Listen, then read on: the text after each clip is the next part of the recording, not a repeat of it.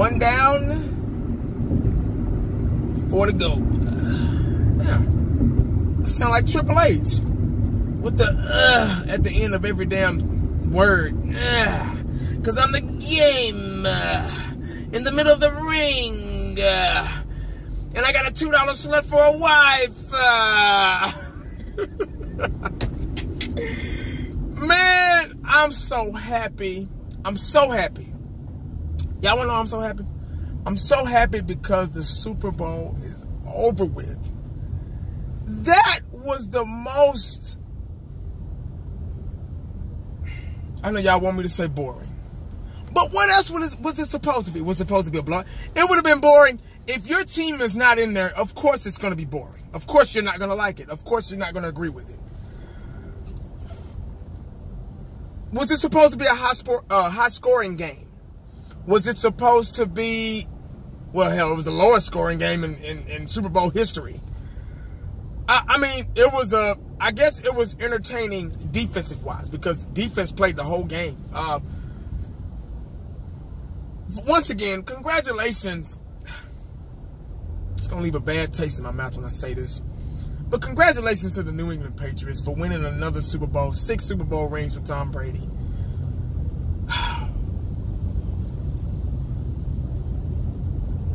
Oh, now I done got that out the way.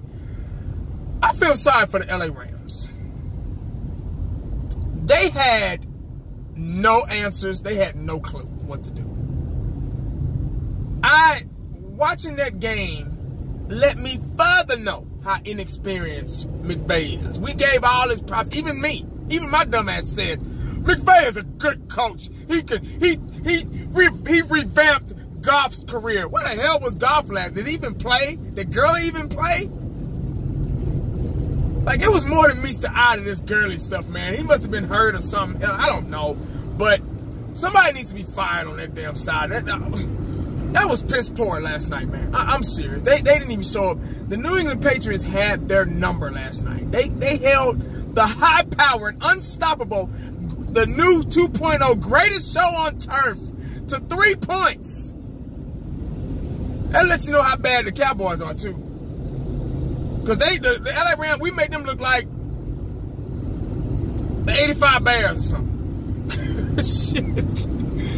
But, they held them to 3 points, man. So, shout out to the defense. The only people that came to play for LA was their defense. Like I said, I feel sorry for them. I feel bad for them because that defense worked their asses off.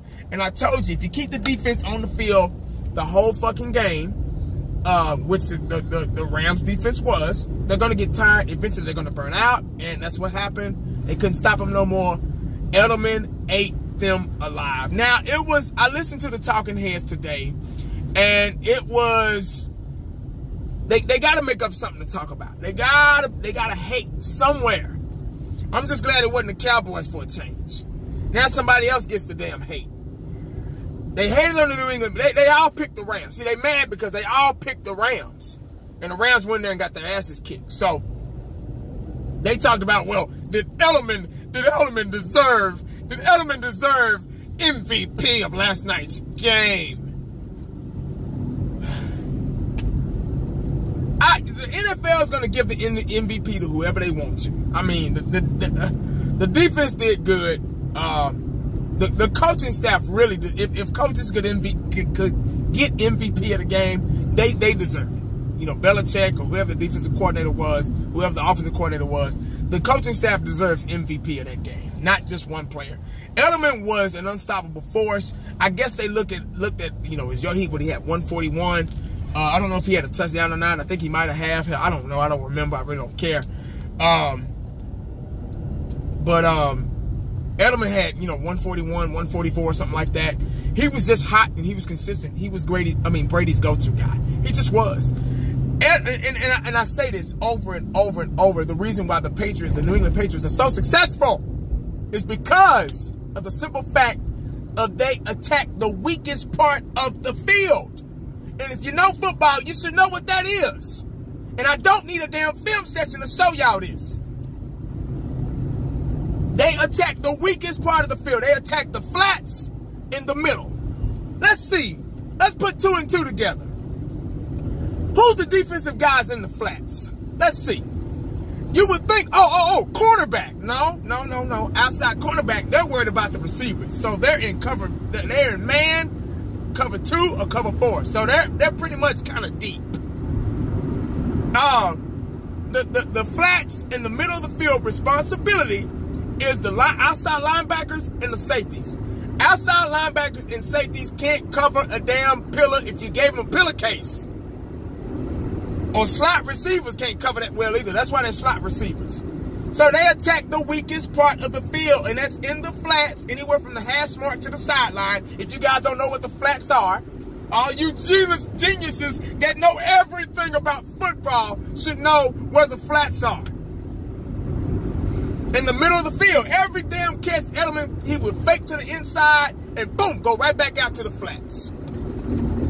That's why they get downfield. That's why they're clutch. They attack the weakest parts of the defense, and it's the linebackers and the safeties. Oh, God. God bless Romo, man. You know what? I got a new respect for Romo. I say that every time I talk about Romo. But I don't care. Just like I say, if Jimmy would have stuck around, we would have had 4, maybe 5. But I got a new respect for Tony Romo. Tony Romo is, now, there's 2 different things. It's different when you're actually in the booth and then you're coaching. That's 2 different things. People say, oh, Romo should be the next coach of the Dallas Cowboys. No. Let Romo stay where he is. He's good at what he does in the booth. Now, granted, Romo would be a pretty good coach. He wouldn't be a head coach, but he'd probably be a pretty good offensive coordinator. Because Romo could pick things out and tell us what they're going to do next. And they're going to do it. And they do it. Every time. It was really funny how he pointed out that New England ran the same play 3 times in a row. And the Rams couldn't stop it. They couldn't. There's nothing they could do about it. They lined up in the same formation, ran the same play. But Tom Brady's just smart enough to hit different receivers to make the play look different. It's the same play. That lets you know that coaching is such a big factor. See, but before I get to that, let me last night's game, the first, what was that? The kickoff. The first interception, when the Rams intercept that ball, I was like, oh shit, okay. The Rams defense played good. And when they intercepted that ball, man, I was like, we got a game now. Here we go. Because it took forever for somebody to finally get a field goal. It was a defensive game. That's just what it was. It wasn't offense at all. It wasn't offense until the clutch moment in the 4th quarter. But Rams, the defense, they got a damn good defense. Their defense is probably better than ours. Matter of fact, probably is. But, coaching goes a long way. It does, man. And watching these games, watching these Super Bowls for 20-something years without us being in them, it lets me know every year that coaching gets these teams to that point. And leadership and front office, they matter. It counts. Jerry wants to run a team off a wing and a prayer, and you can't do that. You have to run a team. You have to go full metal, all to the ball, in a bad mood, running a team. You can't run a team cheap. Just like going to the store. You got your chip aisle. You got Lay's, you got Cheetos, you got Fritos, all that stuff. Then you got your store brand chips. You're like, oh, these are cheaper, but they, And once you start chewing on those store brand chips, you're like, damn, these ain't that good. I see why they're $1. You know what I mean? This is what Jerry's getting. This is how Jerry is. He wants a store brand coaching staff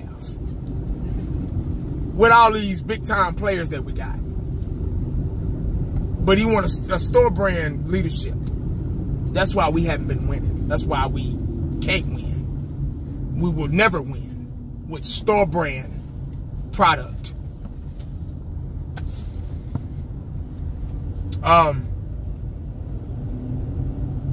That coaching last night of New England, It's perfect. Damn, I sound like a broken record. And it's not flashy. It's just... that's what baffles me about it. I can't name anybody on that team besides Gronk, Brady, Edelman, Hightower, I think. The cornerback, I forgot his name. The guy that intercepted the ball. I can't remember his damn name. Shit. I can't name anybody. But they win Super Bowls. But you got all these big names and stuff. These Odell Beckhams. These, you know, shit, these big names. Zeke. But we're at home. We're sitting at home. These superstars. Because they're not coached. They're not being coached right.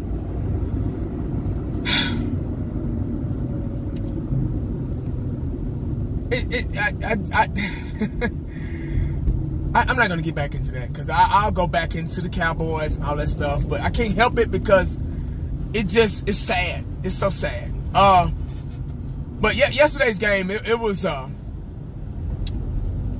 boring at times. But then again, it was shit. Obviously, it's going to be boring because your team isn't in it. Really nothing to say. That they just know how to win. They just know how to win. Oh, it almost seemed like the Super Bowl was set up. I was, you know, when you watch the pregame and the promos and all that stuff, I was watching Magic Johnson and he was talking about how here we go with Boston and LA again. The rivalry.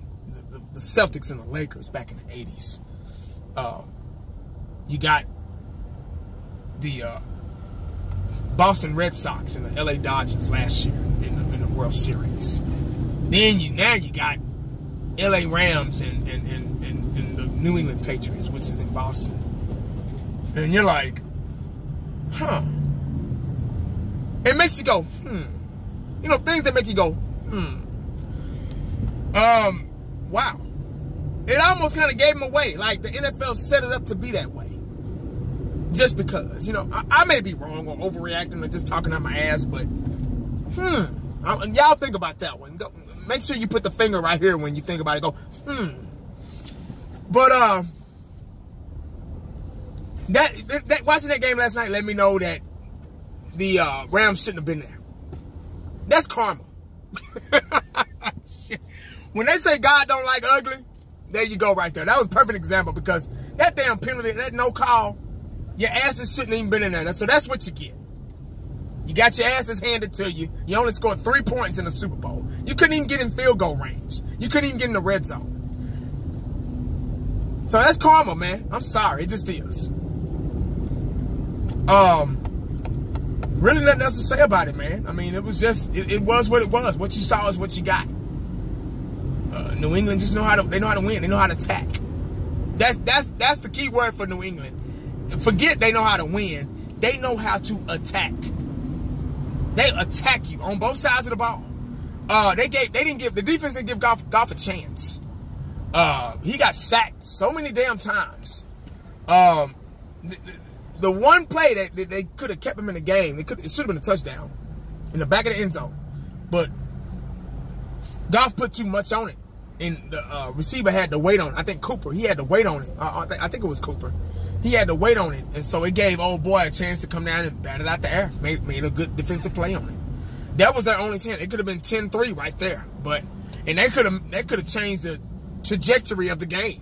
But they didn't. They didn't capitalize on it. Every time the defense would bail them out, the offense couldn't capitalize. You know, they just couldn't. They couldn't stop them. They couldn't stop Edelman. They were attacking. They were attacking the weakest parts of the defense, which is the linebackers and the safeties, in the passing defense. Not running, but passing. They just know how to win. They know how to attack. And until you can play forever if you can keep attacking like that without using that much energy. That's why Tom Brady is playing as long as he is, because shit, they got the smarts to, you know, to do it. It is what it is. He probably gonna come back again next year. They're probably gonna be there next year.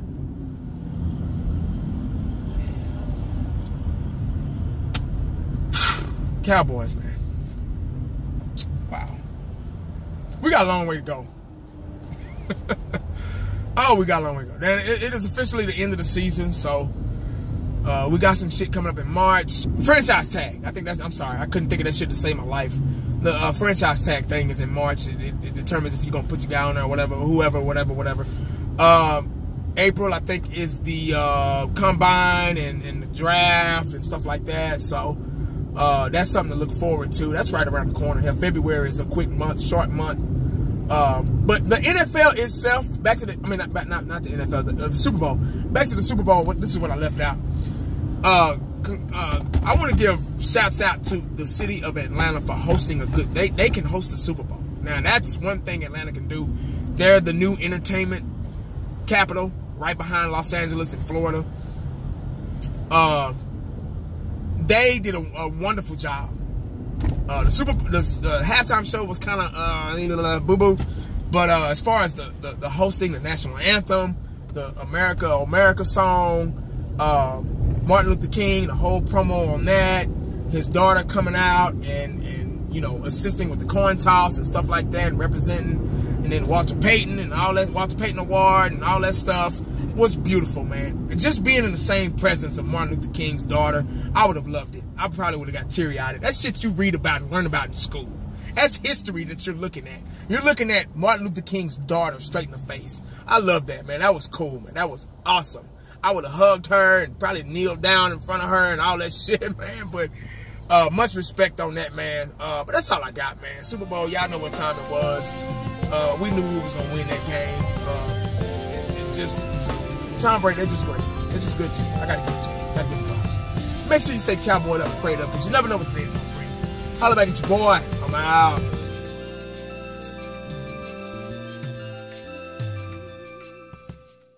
And the only thing else I got to say is, how about them Cowboys? Yeah!